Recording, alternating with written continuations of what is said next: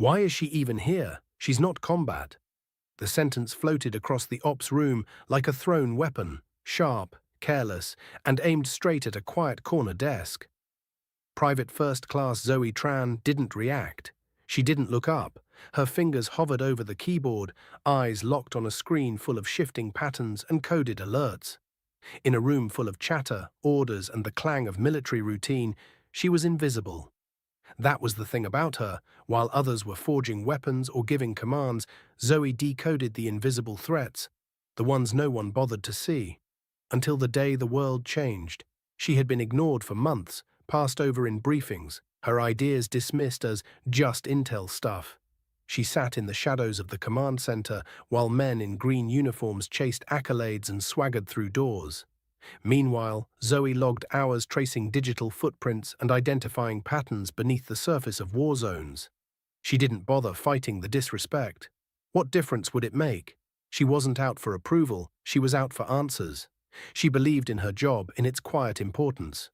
On that morning, coffee mugs clinked, orders rang, and voices echoed in the large operation office. The usual energy of mission planning surrounded her. She barely noticed. Then the screen pinged red, a flurry of encrypted signals converging at once. She caught it in real time, chatter in 3 languages, movement patterns in remote coordinates, unusual traffic, code bursts, the kind of pattern only someone with 10,000 hours of watch time could spot. She froze for a moment. Her heart beat faster. She hit the keys, flagged the data, made the call to her superior. She didn't shout. She didn't raise her voice. She didn't ask for praise. She just said, "There's something here. We need to check. Now." Her voice was calm, locked eyes on the screen, and that was the moment she stood on the edge of change. Then the door swung open. The movement came in like a wave. A 4-star general in full-dress uniform, chest pinned with medals and ribbons, stepped inside. Conversation died. Heads snapped up. Phones stopped vibrating. Every soldier in the room rose in unison. All but one man and one woman, the man at the briefing desk and Zoe, back in her corner. The general's boots struck the floor in measured cadence. He surveyed the room slowly, deliberately. His gaze swept past desk after desk. Then, to the shock of everyone present, he walked directly across the chaotic command floor to where Zoe sat. The murmurs halted. The air changed pitch. He stopped at her station, stood at attention, and saluted her. The salute was perfect, sharp, deliberate, filled with weight. The room gasped. The kind of silence that weighs a ton pressed in. Zoe blinked. Her fingers stilled. The buzz of machinery and voices faded. She removed her headphones slowly. 1,000 questions lined her face. The officers remained. Statues. The spies and analysts froze mid-scroll. For one moment, the room held its breath. "Private Tran," the general said, voice clear and authoritative, "your intercept and analysis prevented a planned ambush on a humanitarian convoy this morning. Your work saved dozens of lives. You didn't just analyze data, you made sure people got home." The edges of his voice softened.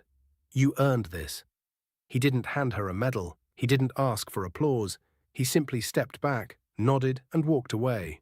The effect rippled. Soldiers who once ignored her looked at their boots.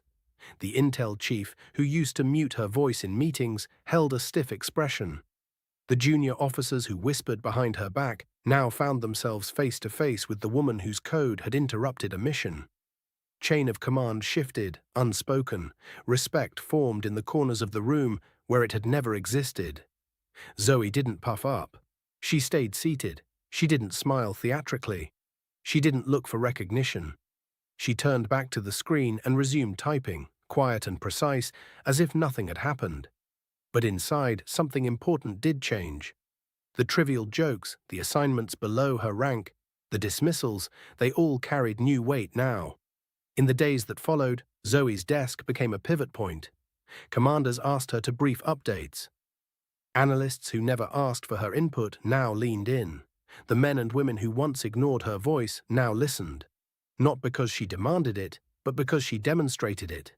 Duty, integrity, excellence, silent, unassuming, unstoppable. She had become the anchor in a room full of rank and noise, and rank doesn't always equal value.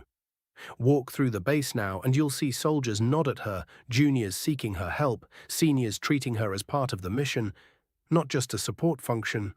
The whispers changed tone. Respect arrived without speeches. The salute that one general gave her had signaled more than recognition. It had shifted a culture. Not overnight, but in a moment that would be remembered.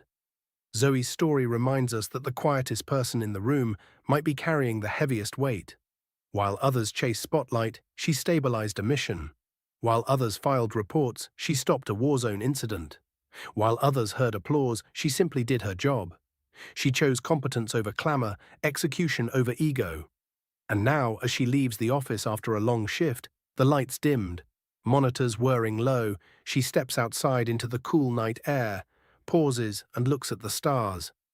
No fanfare, no ceremony, just quiet reflection. She thinks of the convoy she saved, of the families who might never know the name behind the data. She thinks of the man who saluted her, and all the men who didn't. She thinks of the moments she was ignored, and how they built her. Because true strength doesn't roar. Sometimes it just unfolds. It sits behind a screen, listening, tracking, calculating. It stands when no one is looking. It refuses to be dismissed. Don't mistake invisibility for insignificance. The person you ignore might be the one making the difference the moment you least expect it. Before we end this story, let us know in the comment where are you watching from. If this story moved you, don't forget to like this video, leave a comment, and subscribe for more powerful stories like this one. You never know. The next one might just change your life.